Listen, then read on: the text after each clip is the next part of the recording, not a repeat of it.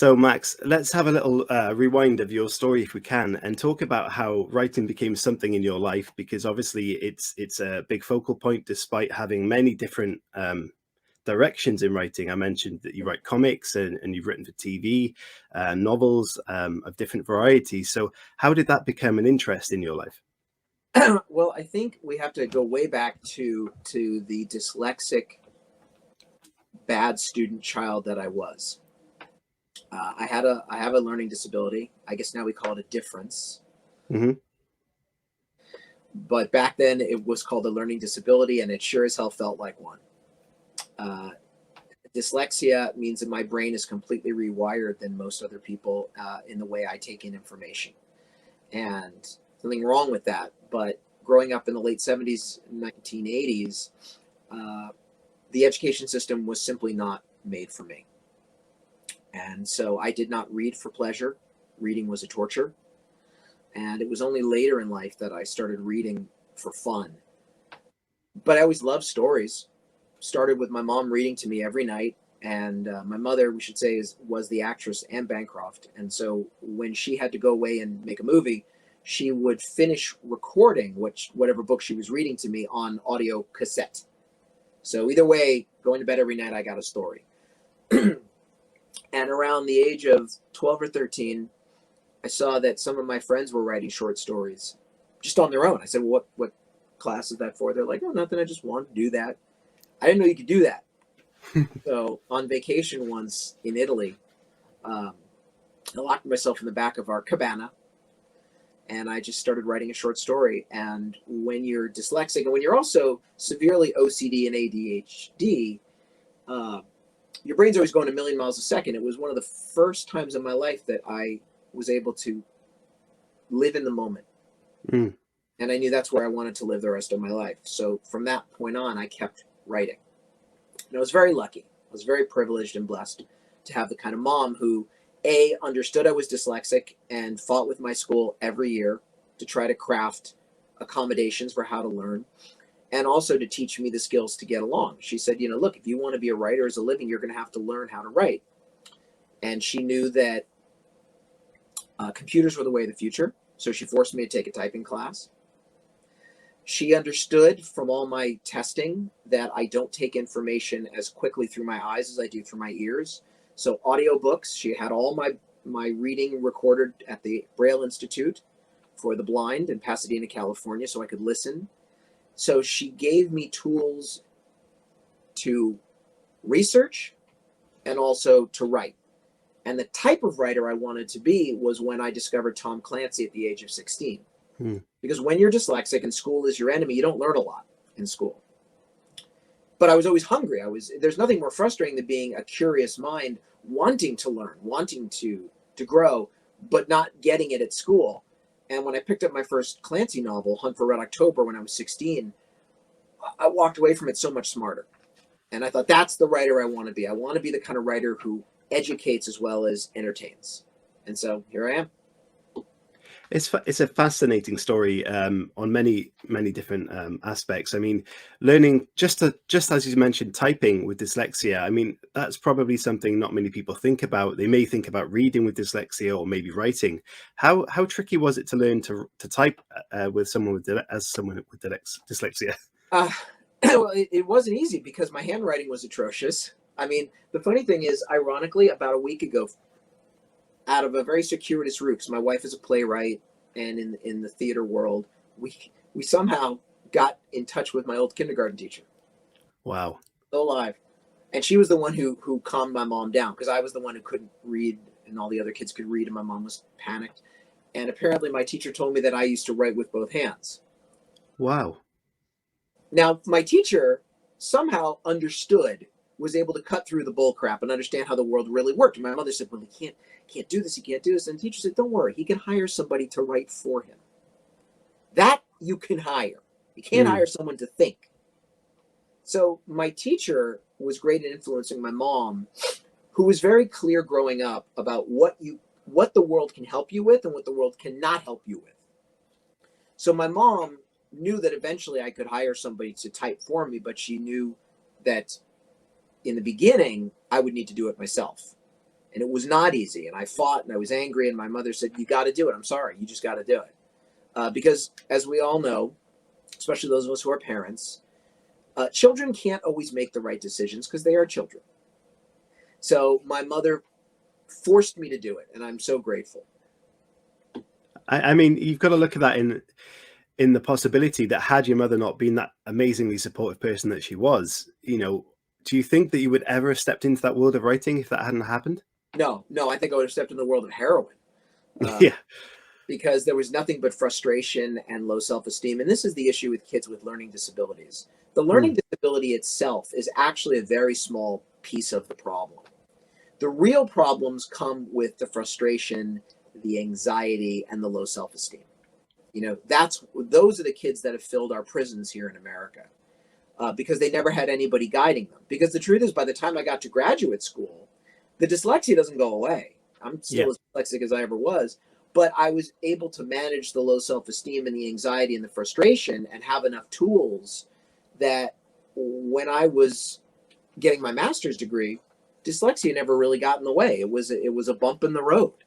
To this day, now I'm on two think tanks. One is a not government, it's a civilian national security think tank in DC, and a straight up military think tank at West Point, which involves a tremendous amount of work. And the dyslexia is there, but I'm able to get around it. Mm. It's absolutely amazing that that you've come through, as you mentioned, disabilities and difficulties, as they are called now. You rightly said, obviously the world has adapted a lot now that is recognized in young people. Going back to your parents being very supportive, they both were very they excelled as professionals in their field when you were growing up. How did that have an effect on you? Did you kind of feel that was a pressure on you, or did you kind of feel that was something really to look up to and aim for?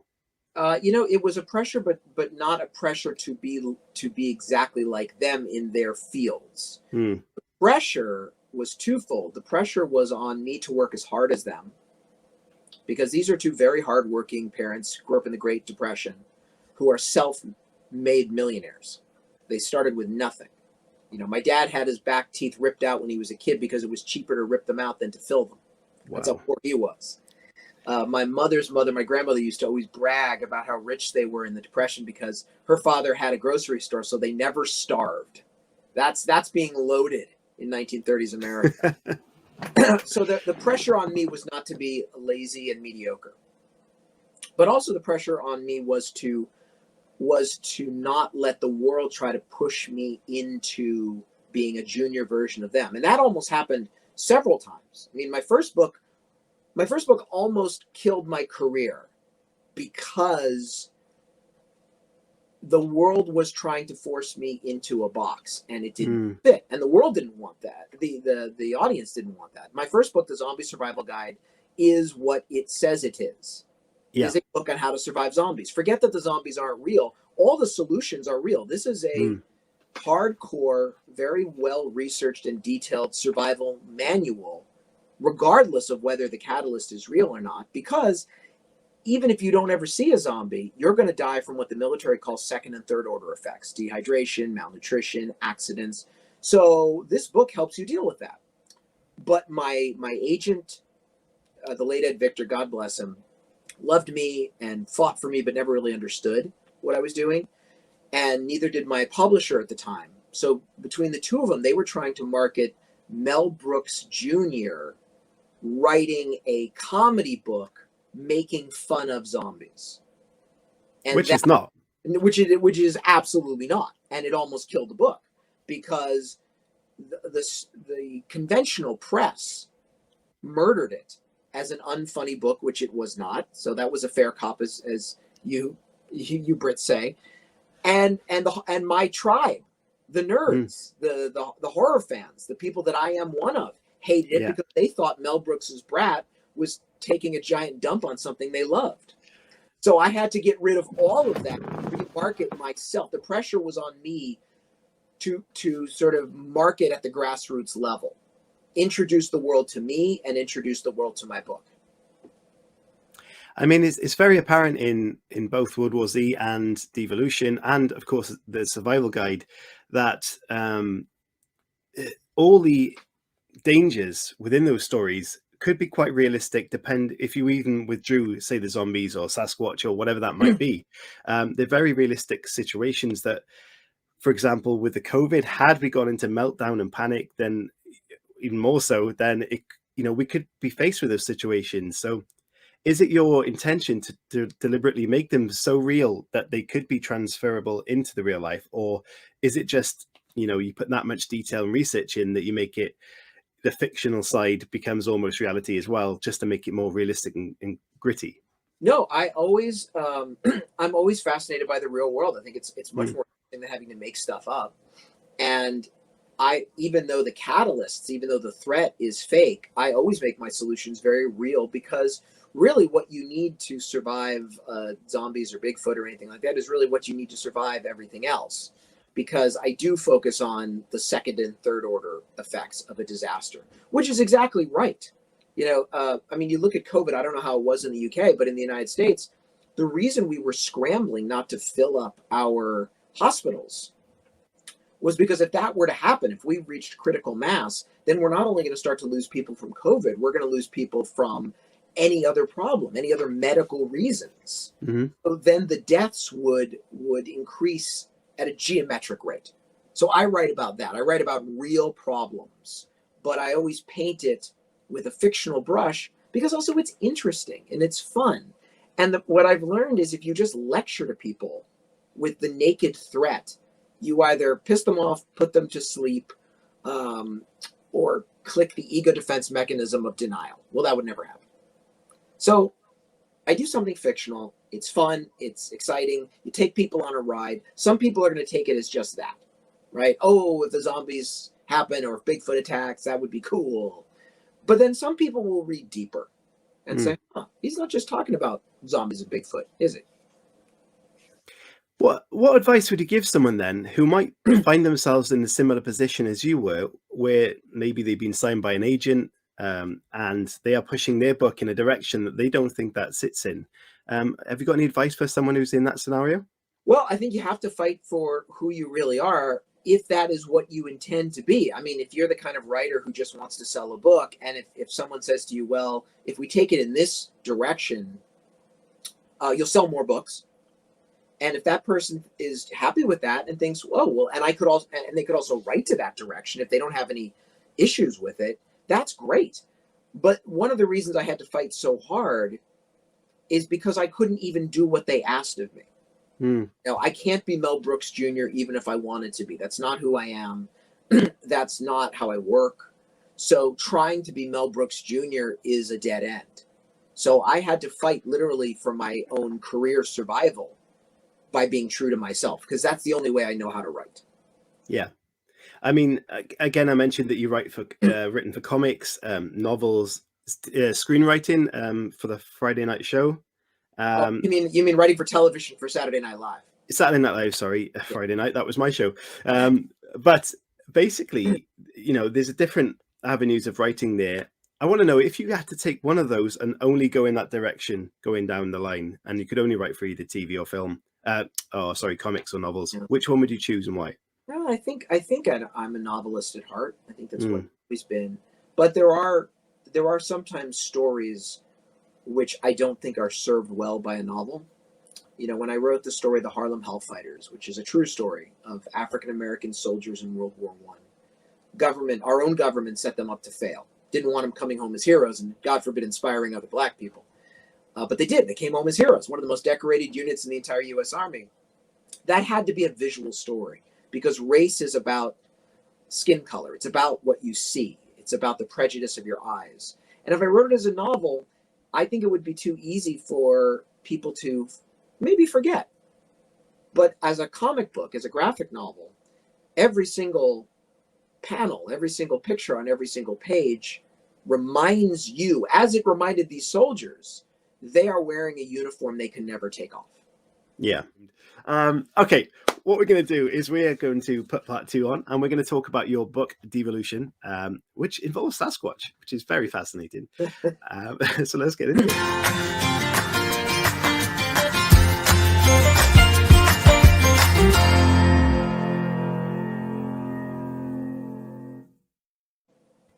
So as you can see up in the top corner, Max Brooks' Devolution, the book is there with the massive red footprint. Max, let everybody know that's watching, what is Devolution all about? All right. Well, to people in the UK, it is not about Scottish political independence. I'm very sorry about that. We had my poor publishers in the UK were just giving themselves ulcers trying to come up with an alternative title. We went back and we went forth, and I said to them, look, this is the best title. This is the title I came up with years and years ago. I'm so sorry. If you want me to, I will do a Scotland apology tour. Oh, wow. Wouldn't that be amazing? To allay any confusion. But it is not about political independence. What it is about is Sasquatch. Yeah. It starts with an eco community in Washington State in the United States of America.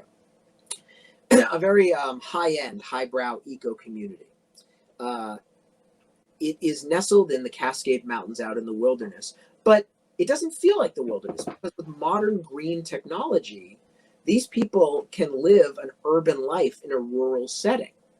These are telecommuters. These are lawyers. These are executives. These are psychologists, professors, and they get up in the morning and they telecommute to work. They teach their classes, and then at lunch they go for a wonderful walk in the woods, maybe pick a blueberry off a bush. They tap on their phone, and which sends a signal to Seattle, and a drone delivers their groceries. And they've got solar power, and they've got Wi-Fi, and once a week an electric driverless van brings in the gardeners and the handyman and everybody who fixes up the community. And it really is an idyllic setting until the volcano Mount Rainier erupts. And the good news is they're not buried in lava because the volcano blows out the other way towards Seattle. But the bad news is they're cut off because they're now trapped between the volcano and the mountains. And because Mount Rainier is causing the greatest natural disaster in American history, they're not just cut off, they're forgotten because they're outside the blast zone. So no one's looking for them and communications are cut. And winter is coming. And these highly paid, highly educated, intellectual fops have no idea how to change a light bulb. So if that's not the least of their problems, to try and scratch out a living to survive this brutal winter, the eruption has also driven a pack of very hungry, very large Sasquatch creatures out of their traditional foraging grounds. And they need to stock up on calories for the winter too. Mm-hmm. And they come up against this pen of sheep that is this eco community. So what might have been a fight for survival turns into a battle for survival. What I'm loving about this story is the fact that, again, the scenario that we all put ourselves in, and possibly preppers or people who think, oh, I've got a plan for the zombie apocalypse. What it really comes down to is without technology these days, we probably wouldn't survive a few weeks. No, we wouldn't know how to make food and prepare food and store water. I mean, it really does show that without these technologies that we're so reliant on now, we would just be walking around clueless as a species. Britain and America are very similar in that we are at the pinnacle of first world civilization. And the fact that we have become so soft and pampered and dumb that we actually refer to anybody who does just a little bit of stocking up or a little bit of emergency planning, or we have to refer to them as preppers, right? Now, when my father was a kid, everybody did that. They didn't call it disasters. They called it hard times. There were good times. There were hard times. When I was a kid, my grandmother would never let me drink a whole glass of grape juice. You had to put half grape juice and half water because she would say, you got to make it last. Right? There were always leftovers. You never wasted anything. You knew how to fix everything in your home because money was precious and you couldn't afford to always just hire somebody to do stuff you could do yourself. That wasn't disaster prepping. That was just being sensible. But nowadays, if you live that kind of life, people think you're some crazed redneck hiding under the bed with a shotgun and canned beans waiting for the apocalypse. You're right. And what's amazing is that when people panicked in the UK, they all rushed out and bought toilet paper.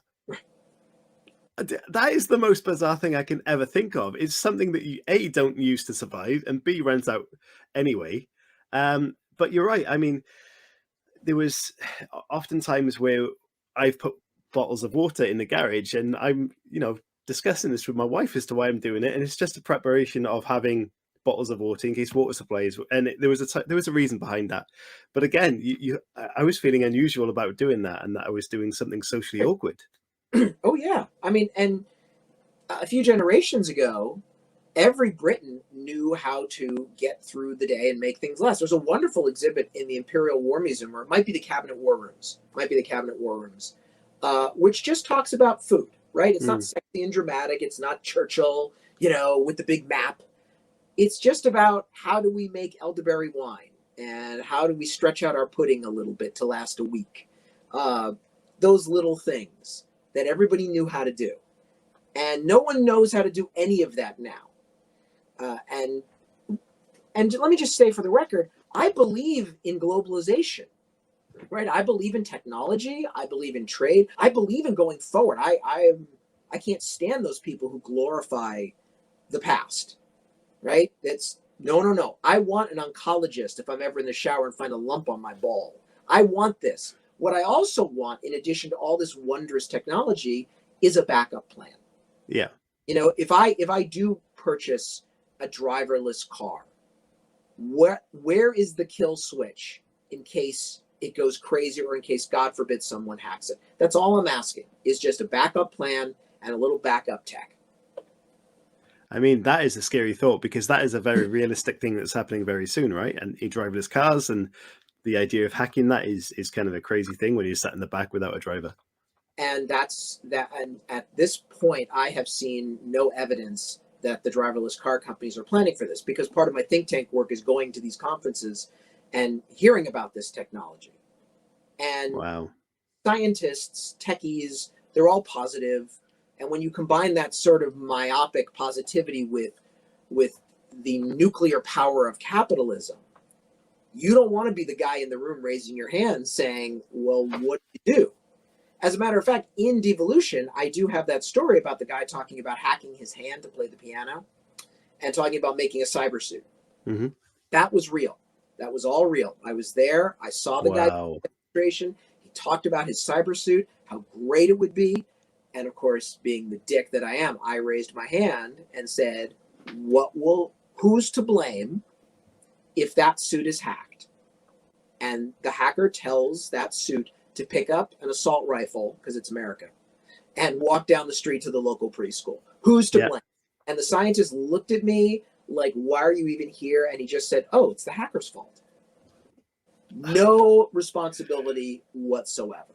Yeah, that's not a contingency plan. That is literally out of the book as word for word. And I was reading that and I was thinking, that's amazing.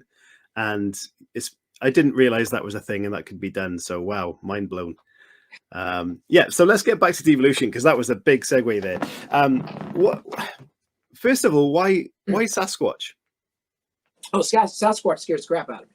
Okay. When I was a kid, coming up in the late 70s, early 80s, that was the sort of beginning of the Sasquatch craze.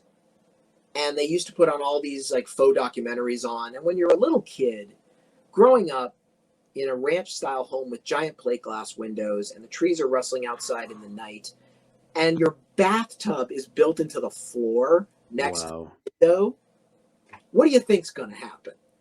Oh man. As you're literally watching a giant furry fist smash through the window trying to grab the woman. So that's a childhood fear. Yeah. But it became an adult opportunity to talk about interconnectivity, survival, technology, all these big important subjects that mean a lot to my adult self. And so my child self gave me the way to do it. Mm. So you've got, as you mentioned in this book, that you've got the very highly tech group of people that are completely isolated, and it's about them surviving, A, figuring out how to survive without technology, and then B, running into these creatures that have come scavenging themselves. Yeah. So and again, that's written from a diary perspective, from two sides there. How does this differ to writing, say, World War Z? And did you change kind of your writing approach there? What was that like? Yeah, I had to change the writing approach because, see, World War Z, I wrote out of order because Okay.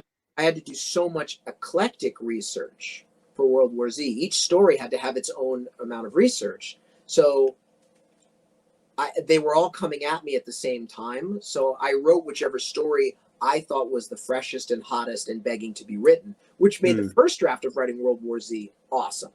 Yeah.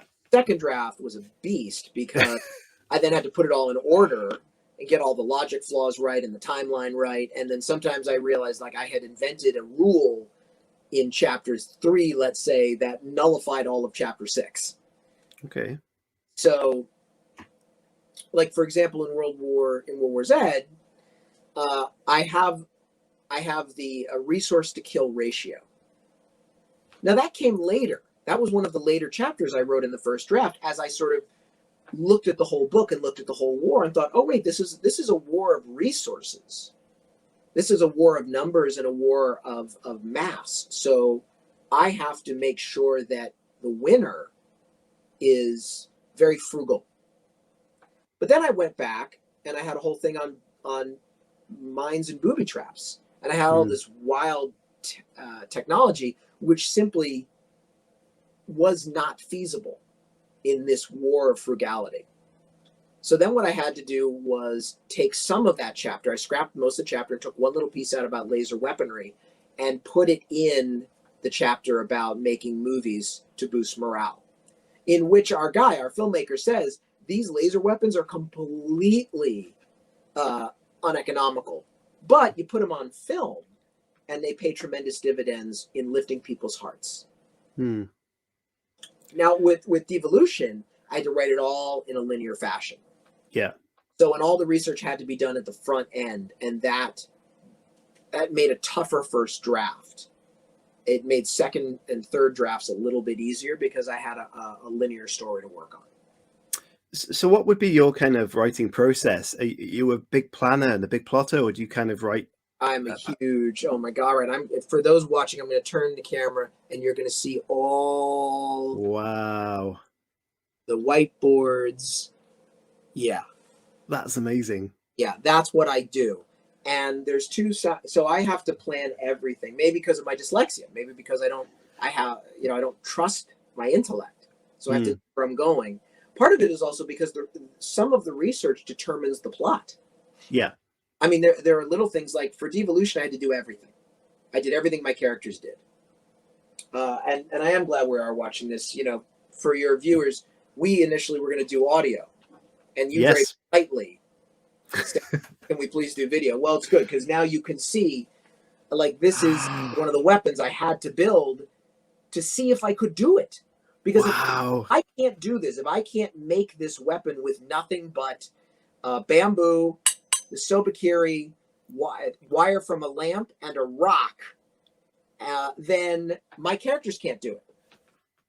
Likewise, I had to go to where Green Loop is because that's a big plot point when they're trapped. Because anybody reading this book could say, well, just walk out. Is it as isolated as you make out in the book? It is so isolated I couldn't walk in. Wow. And I'm an experienced hiker. I'm an experienced hiker and camper. I know what I'm doing. I couldn't get in there. Certainly, I couldn't get in there alone without risking injury. If I had a group, maybe. But no, I had to do that. So those are the big dramatic pieces of research. But then some are very mundane, but so important. When the characters plant their little greenhouse in the garage, I had to do that. I had to get a little patch of dirt and grow every single seed that they grew, not from a gardening store, right? Like them, I had to go through my fridge and my pantry and see could I plant these things. And then I had to keep a very detailed calendar to see at what stage they grew, because you don't want to get busted by saying, oh, day 19, the beans are starting to come up, and then have somebody reading and saying, beans would come up way before that, dude. I know it must be very difficult to get the accuracy of these things right, and the extensive research you've done there is absolutely amazing. I'm so impressed with that. But like Andy Weir with The Martian, for example, he does something very much garden-like, but on a crazy scale. And I'm wondering just how much detail or research you put into that, and how many people are actually judging that research. I think I trust him. Mm, I think I don't know him very well. I've met him once, but knowing the history of the book, I think this guy reminds me of Clancy in that he genuinely loves it. He loves what he's doing. He cares about what he's doing, and he's excited by the truth. Andy Weir seems like the kind of guy who would be excited to prove that you could actually do it. Otherwise, why write the book? He seems like the kind of guy who said, God, how could someone really survive on Mars? And that is a tremendous respect for the work. And if the author respects the work, I respect the author. Okay, what one person would you like to go on an adventure with? Oh, I'll tell you exactly who. His name is Les Stroud. He's a friend of mine. We've since become friends after the book came out. He is Survivor Man. Yeah. He is the first guy ever to do the reality show about surviving in the wilderness. And so many people that came after him are such shameless frauds who go out there with a camera crew. And they've all been outed, so there's no point in slamming them. But like, I got my start working in documentaries for the BBC. That was my first out of college job. I know how documentaries work. There's a lot of BS involved. Not Les Stroud. He goes out by himself. Wow. With his camera equipment, and he spends a lot of time training for it with local people to know how to survive off the land. And a good portion of the time, he utterly fails. He says, this is too hard. If I keep pushing this, I'm going to hurt myself. And this is a show about how to survive. And part of surviving is knowing when not to push yourself. So, and then I met him because, growing up in Hollywood, I'm always afraid to meet people because most of them are frauds. So I make it a point not to meet my heroes. Les was different. He's the real deal. He's really into this. He said to me when we first met, he goes, I gotta confess to you, I'm making these documentaries. I'm out there by myself. And the first night I'm always like, what am I doing? Why did I want to go home? So if I was going to go on an adventure, I would have him and I'd have one other guy, two guys. The other is Benedict Allen. When I talk about working for the BBC, I worked on a show called Great Railway Journeys in East Africa with an actual explorer. A guy who actually he was in the Amazon, almost died, trekked through Namibia on his own. He is a hardcore, old-fashioned English explorer, right down to the fact that his body is carpeted with little cuts as a rite of passage in New Guinea. Wow. So I've worked with him, and if I had him on one side and Les Stroud on the other, I could go anywhere on this planet. I've seen the documentary about those cuts, and that is not a pleasant experience. I can imagine that. Wow. Amazing. That's a great answer. Okay, this word we mentioned earlier, do you think that the prepper survivalists have an advantage in a zombie apocalypse? Thank you, Anya, for that question. Not at all. Not at all. It depends on who they are. It depends on what kind of survivalists they are. Mm-hmm. If they're the kind of survivalist who is just all about machismo and guns and ammo and testosterone, and if they want this to happen, they'll be dead on day 3. Or, can I swear? Yeah, absolutely. All right. These guys, I know these guys. I've met these guys constantly. Most of them are young men, as the American comedian Trey Crowder refers to, pudgy and mediocre. They hate society because they can't survive in it, so they want society to collapse. So then they think that they will rise from the ashes like a phoenix, right? They think all they need is a little bit of anarchy, and then they can be the awesome Call of Duty video game hero that they know they're born to be. On day 3, they're either going to be dead or sucking cock for raw turnips. Oh, wow. Absolutely amazing answer. I mean, let's be honest. If it was going to happen, it's probably when you're driving halfway down the road to go to work or something, and then you're completely out of your plan anyway.